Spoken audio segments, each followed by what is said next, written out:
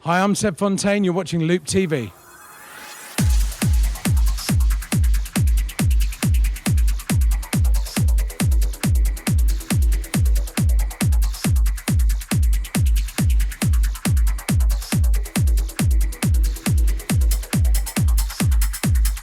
Now, it's been a long journey for you, but a fairly magnificent one. Back from the days we were just talking about at Crazy Larry's on the King's Road, spinning quite different tunes back in those days. What were you playing then?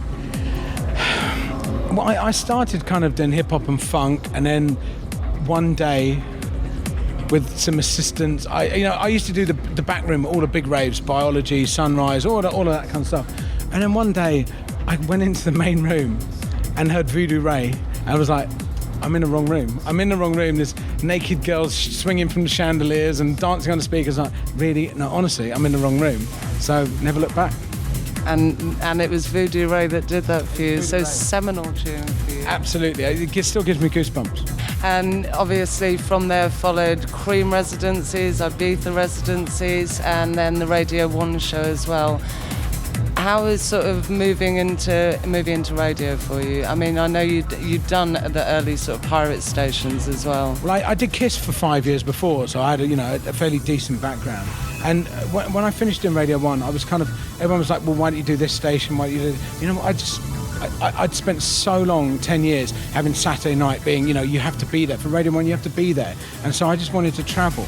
And the last year's been amazing. I've been on tour with Black Eyed Peas, Beyonce, and doing some really amazing stuff, playing in parties in castles and Monaco. And so, I'm enjoying it. Living the dream. Yeah, living the dream.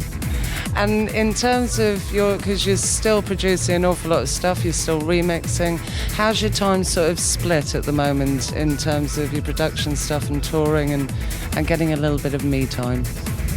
Well, you know what, you've got to throw in 2 kids there as well, so I have to kind of balance between all the stuff, and it's hard, but I love it. I wouldn't have it any other way.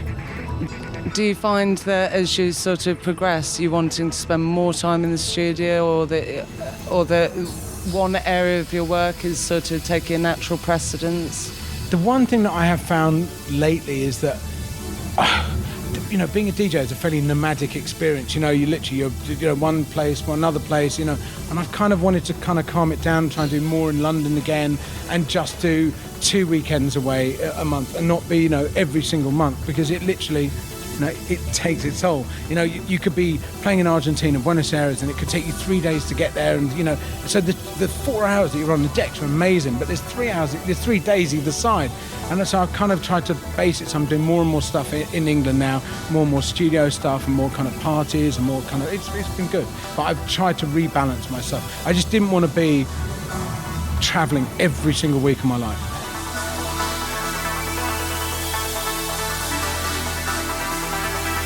You were sort of one of those first people, along with a small group, to take that meteoric rise from just being a fella in the room with some records to being somebody who's sort of more revered. Do you think there's sort of further scope for that?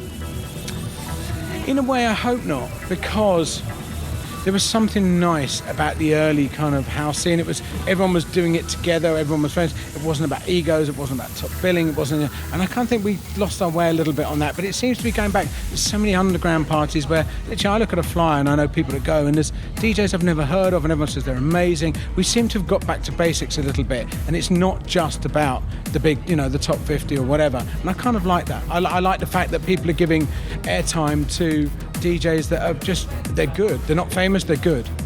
Do you think that some of that's to do with the fact that sort of technology has allowed people to sort of get their sound out there more and allowed smaller DJs to sort of become more prolific and become more well known?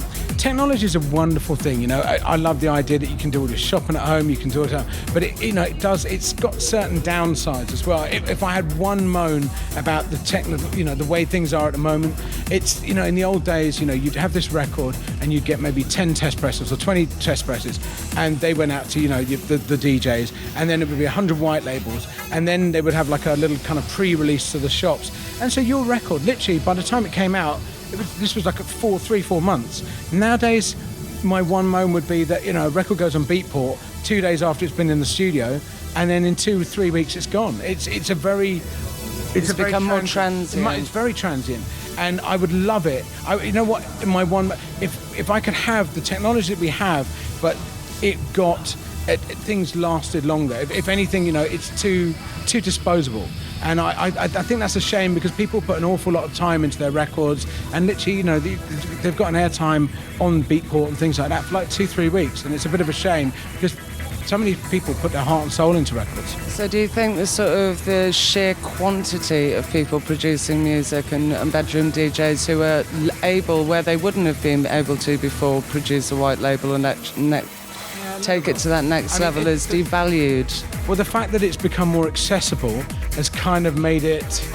There's a little bit of overkill, and you really have to sift through. I mean, sometimes when you get sent mixes now, if there's one... I said this today to someone. They said, what would be the tip on my record?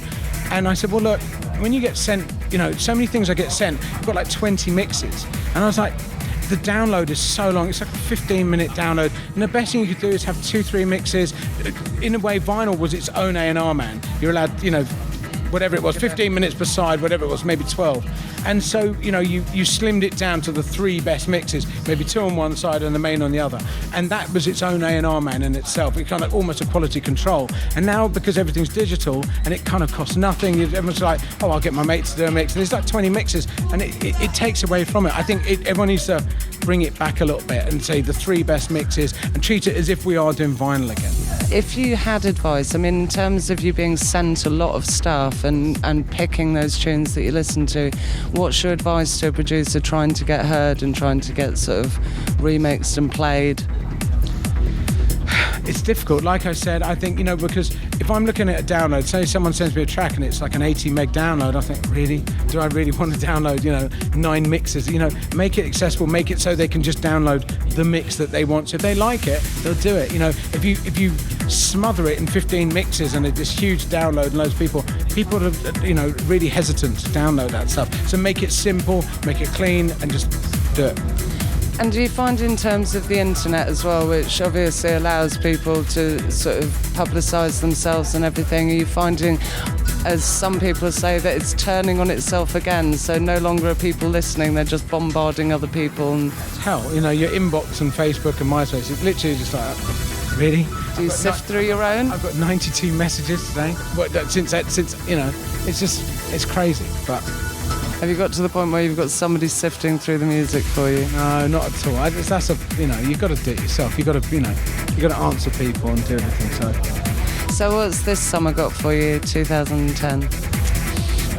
Same but different. Mykonos, Ibiza, maybe Croatia, some places like that. I love it. So great. And any of the major festivals in the UK? No, I'm doing loads of European festivals and loads of, all stuff. Not many of the UK festivals this year, so... As long as I'm playing, big stages and near the Mediterranean, I'm happy. Following the sun. I'm happy. Always happy. Always happy. Always a happy bunny. Thank you so much for taking some time out to talk to us. This is Cat for Loop TV with Mr. Seb Fontaine.